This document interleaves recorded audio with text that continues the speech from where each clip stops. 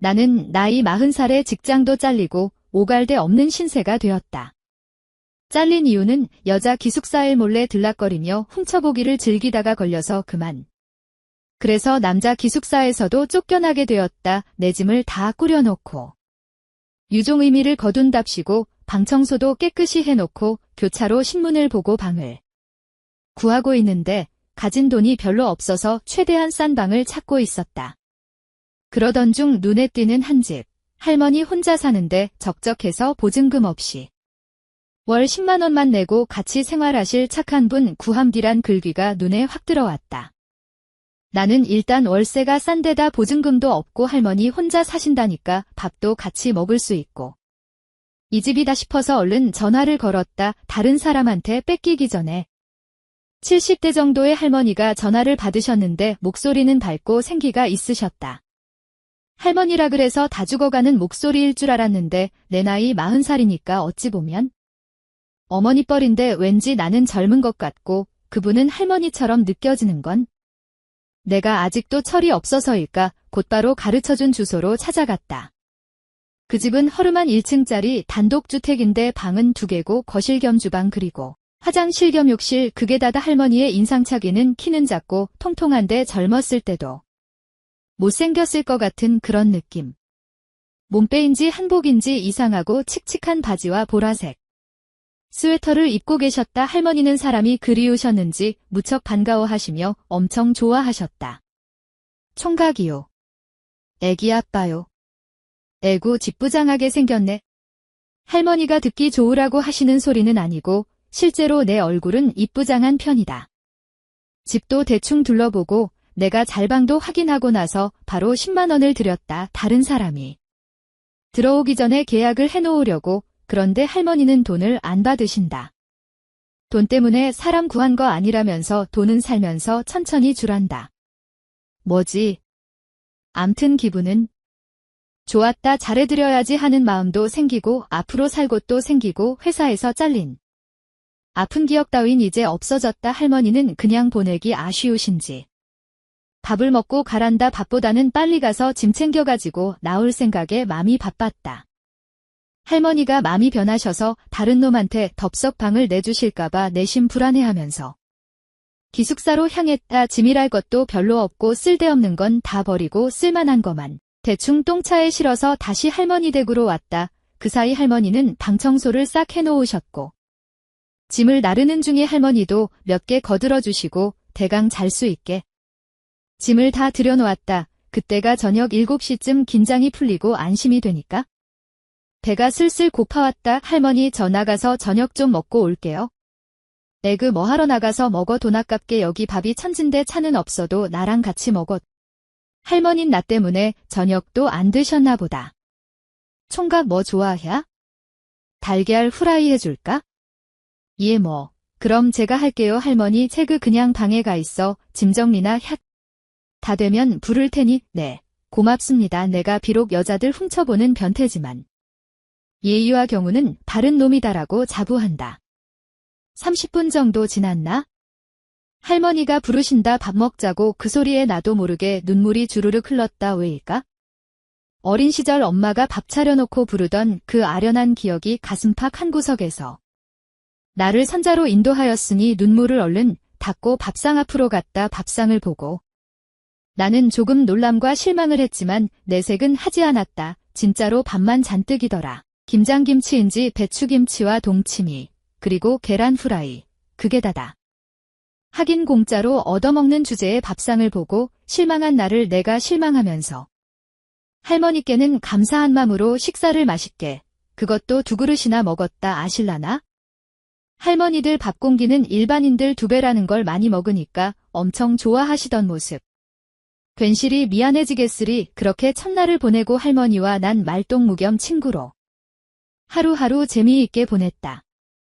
내가 일자리 알아보느라 낮에 돌아다니다 저녁 때가 되어 들어오면 할머니는 내 친할머니이냥 내 어머니이냥 밥을 차려놓고 상보를 덮어놓고 가스렌지에 국을 데필 준비를 해놓으시고 기다리신다. 중학 때부터 고아처럼 자란 나는 사람들과 어울려 지내는 걸 좋아했는데 이처럼 가족 같은 분위기로 살아보는 건 처음이다. 그러던 어느 날 전혀 생각지도 못한 사건 하나. 정말이지 맹세코 할머니를 여자로 생각해본 적 없으며 흑심도 없었다. 그날 그 사건 이전엔 저녁을 먹고 상을 치우고 내가 설거지를 도와드리고 그리고 내 방에 와서 TV를 보고 있는데 1시간쯤 지났을까? 할머니가 밖에서 부르는 소리가 난다. 안방으로 달려가 보니 할머니가 안 계셨다.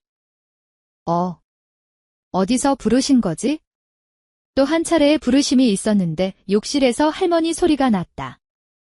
나는 아무 생각 없이 욕실로 가서 문을 열어보았다. 근데 할머니가 의자에 앉은 채로 고개를 숙인 채 고개를 내 쪽으로 돌려서 하시는 말씀이 좀 있다가 등 좀 밀어달라신다. 난 순간 당황스러웠지만 최대한 자연스럽게 네, 추운데 머리를 감고 그러세요? 감기 걸리시려고 난 애써 태어난 척 하려고. 뭔 말을 짓거렸는지도 모른다. 아마도 그동안 나와 많이 친해지고 아들 같아서 편하게 생각하시는 것 같다. 아무리 그래도 다 큰아들이 엄마 등 밀어드리나? 확신컨대 할머니는 이성적인 감정도 아니요 어떤 이상한 생각을 하신 건 아니라고 본다. 다만 혼자 사시다 보니 등을 닦아줄 사람이 없다가 내가 편해지니까. 그 정도는 아무 일도 아닌 거라 생각하시는 듯하다. 하지만 난 아니다. 솔직히. 기분이 이상했다. 암튼 추우실까봐 문을 도로 닫으면서 그럼 좀 이따 부르세요. 나는 가슴이 진정이 안 되고 있었다. 그동안 같이 TV도 보고 밥도 같이 먹고 가끔 어깨도 주물러드리고 TV를 보다가 그 방에서 잠든 적도 있었는데 진짜 전혀 그런 생각을 안 했었는데 조금 전 할머니를 보고 나니 늙고 쭈글쭈글했지만 난 화산처럼 끓어오르고 있었다. 할머니는 모르시겠지. 가끔 내 방에서 여자 생각나면 혼자 풀곤 했었는데 다시 호출, 긴장되고 떨리는 마음 진정시키려. 대답은 일단 해놓고 냉장고에 가서 보리차를 한 컵 들이켰다. 욕실 문을 열기 직전 왜 그리 떨리던지 심호흡을 하고 첫날 밤 신부의 맘이 이럴까? 할머니가 뭐 하자고 한 것도 아닌데 나는 최대한 자연스러운 목소리로 최대한 안 떨리게. 타올 어딨어요?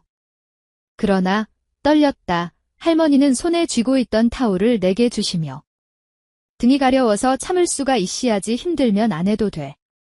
쉬는 사람 내가 괜히 부른 거 아니여? 아니에요. 테레비 볼 게 없어서 여기저기 채널만 돌리고 있었어요. 거짓말을 했다.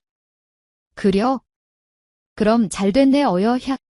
내 자휴 피부가 고우시네요. 진짜로 생각했던 것보다 고왔다.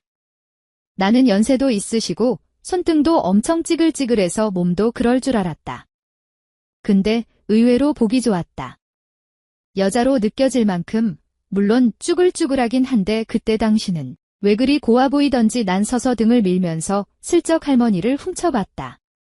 근데 지금은 비록 할머니지만 내 앞에서 얌전하게 앉아있다. 미치고 환장할 노릇이다. 그렇다고 내게 그렇게 잘해주시는 할머니에게 욕심을 채울 수는 없는 일. 난 애써 억지 이성을 차리며 등을 밀면서도 시선은 앞쪽으로 가 있었다. 그런데 할머니가 위에서 나를 쳐다보며 하시는 말. 뭐야? 난 순간 쪽팔리기도 하고 내 음흉함이 들켜서 깜짝 놀라서는 할머니가 너무 예뻐서요. 헤헤. 앞엔 왜 그랴? 예. 난 순간 당황해서 나도 왜 그랬는지는 모르겠는데 할머닌 놀라셨는지 눈을 동그랗게 뜨시다가 점점 실눈이 돼가시더니 아예 눈을 감아버리신다. 네 맘대로 하라는 무언의 표현. 나는 속으로 됐다 싶었다. 할머니는 눈을 감으신 채 한마디 하시고는 행복한 표정을 보이셨다. 등 밀어 달라실 때만 해도 이런 장면은 상상도 못하셨을 텐데. 역시 할머니도 여자는 여자다.